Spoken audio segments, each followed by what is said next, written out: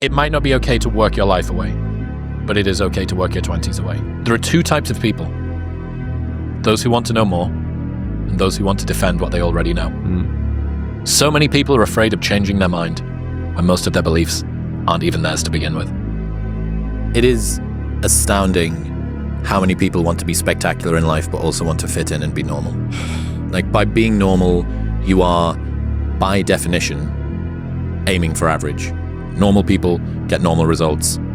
Weird people get weird results. You literally can't do what everyone else does and not expect to get what everyone else has. By doing what everyone else does, you guarantee average results. So many of the realizations that we have arrived at are only really accessible to you because you've closed the loop of all of the ones that you needed to first. You know, we're prepared to sort of waste years trying to work out what would take us days to do. It is. I understand why some people have degrees of regret around that, because they think, fuck, like I don't know where that time went. I wish I'd known this thing sooner. But again, if action's the antidote to anxiety, the only way that you can work out what it is that you need to do is by hurrying up and doing it. And again, if the fear of failure, the fear of the unknown is worse than the actual thing, you know, it all ties together. A habit missed once is a mistake. A habit missed twice is the start of a new habit. Never miss 2 days in a row. Always stick to what makes you weird, odd, strange, different. That's your source of power, which is similar to occupy your niche.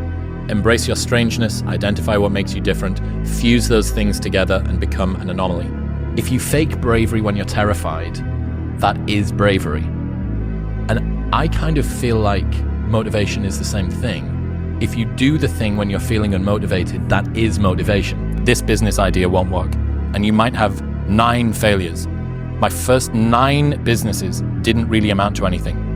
9. As in, the first one, I spent time on it, it failed. Second one, this one will be different. Spent time on it, failed. And then the third one, this one, failed. And then 6 more after that. And it's painful as shit because the whole time everyone is telling you, I told you so. And they're right. Today. But not forever. If you knew that it was going to work, there would be no risk in doing it because it would be certain. So everybody has to deal with this. This is the thing. This is why I use this term personal curse. It was what I wrote for myself. You haven't been given this bespoke, idiosyncratic challenge that only you have to face. This is what every person who gets from a place that they are to a place that they want to be has to go through, because you need to try things with no promise that they are going to work. There's no confirmation of glory or success or accolade or prestige or anything on the other side. None of it at all.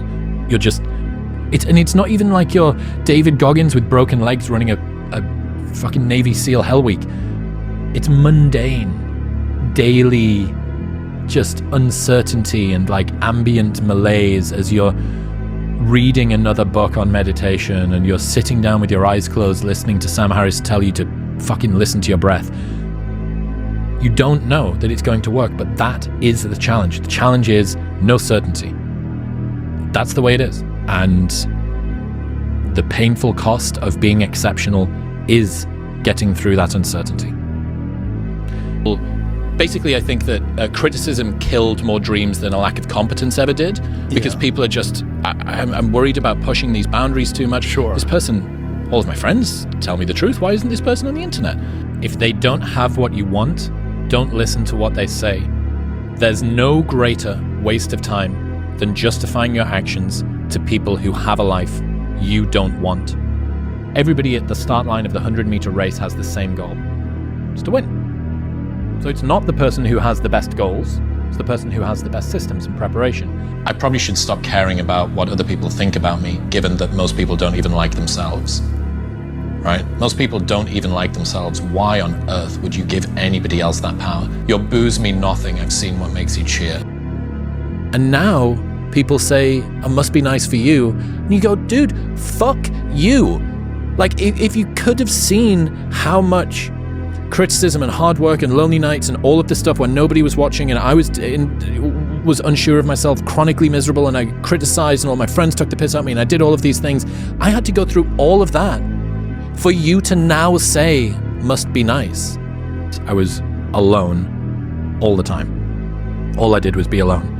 I was alone in my room playing. I was alone in the schoolyard. I was alone in lessons. I was alone walking home.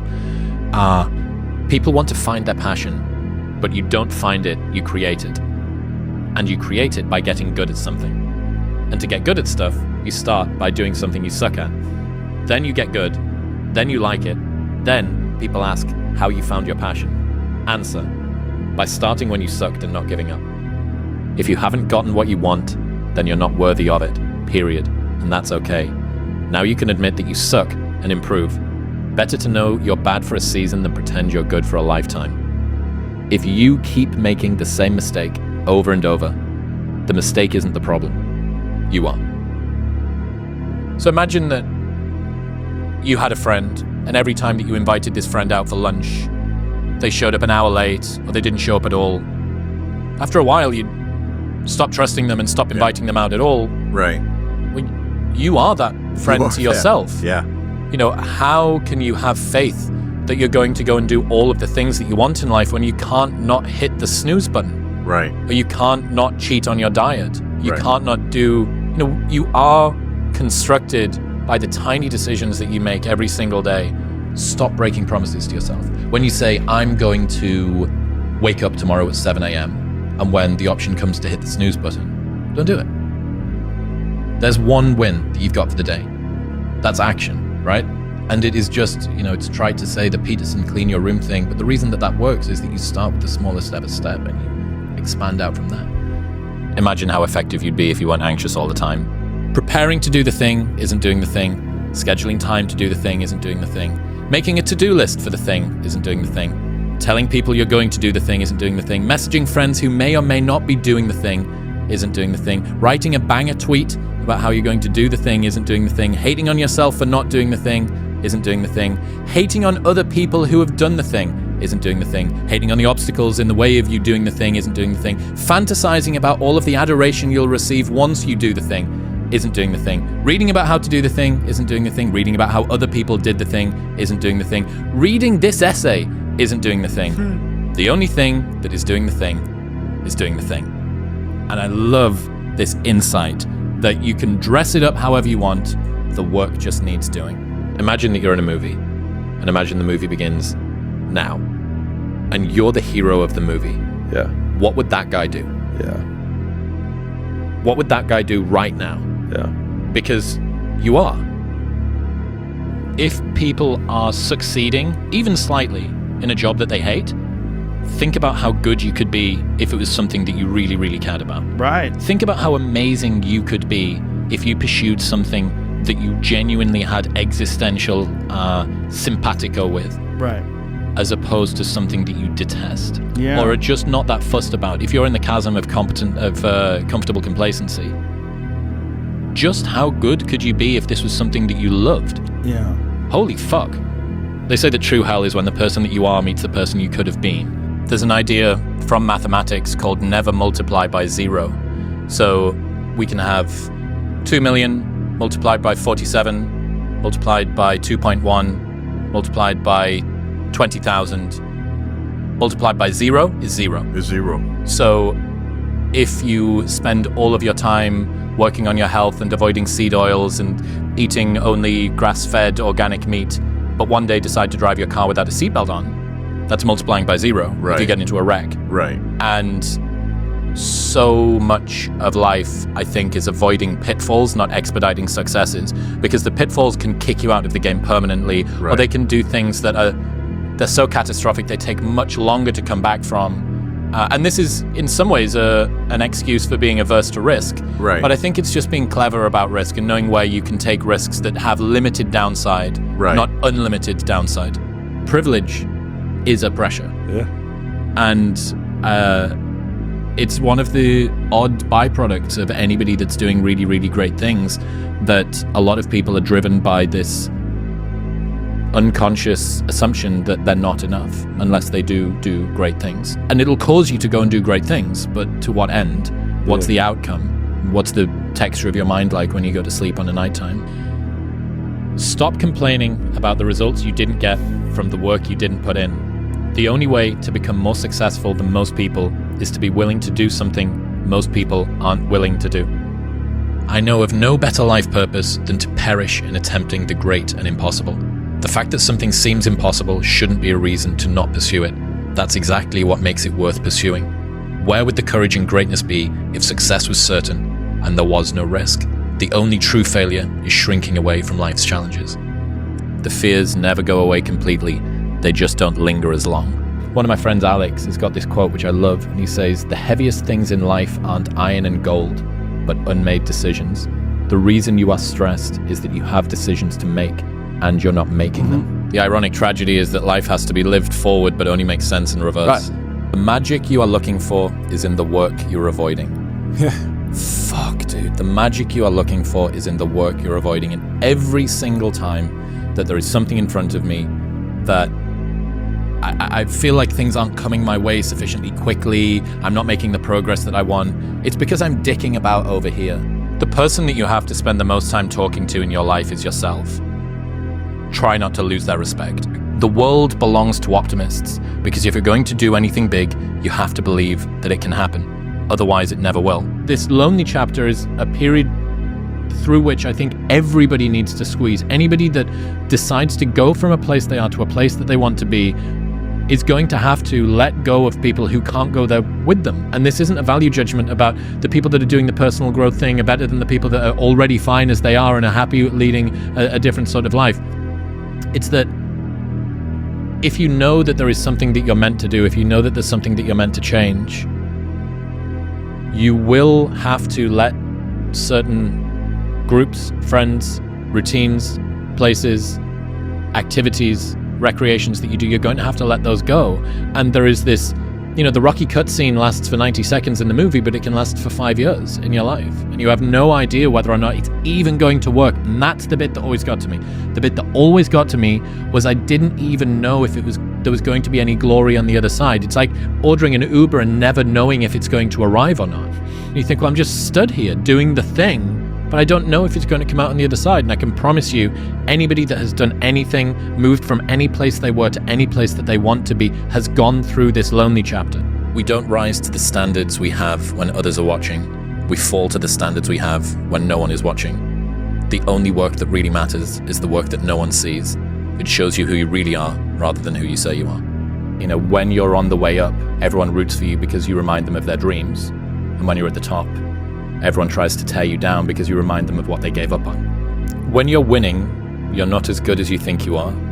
When you're losing, you're not as bad as you think you are. You're going to lose sleep.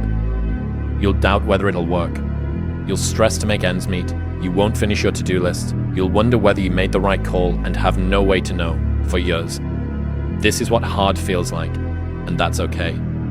Everything worth doing is hard, and the more worth doing it is, the harder it is. The greater the payoff, the greater the hardship. If it's hard, good. It means no one else will do it. More for you. Admit it, you aren't like them. You're not even close. You may occasionally dress yourself up as one of them, watch the same mindless television shows as they do, maybe even eat the same fast food sometimes. But it seems that the more you try to fit in, the more you feel like an outsider. You have to start with action. It needs to be, okay, what would have had to have happened in a week's time for me to look back on that week and find pride in myself? For better or worse, life is really short. And it's this ridiculous irony that you only see in retrospect how short it is, right? It doesn't feel short at the time, but I bet when you get to your 80s and you look back, you think, holy fuck, that went by in no time at all. Controversial take. You really can solve a lot of male problems by getting in shape and making money. You still have problems, they're just smaller and you have more resources to handle them. The world is there for the taking for anyone who can learn from their mistakes, do what they say they were going to do, and stick with it, even if it's not sexy. What used to make a man acceptable now makes you extraordinary. The bar for winning has never been so low. There are no solutions, only trade-offs. It doesn't make sense to continue wanting something if you're not willing to do what it takes to get it. If you don't want to live the lifestyle, then release yourself from the desire. To crave the result, but not the process, is to guarantee disappointment. Before you win, everyone will ask why you're working so hard, and after you win, everyone will remind you how lucky you got. Success really just boils down to this. You gotta want it more than you hate what it takes to get it.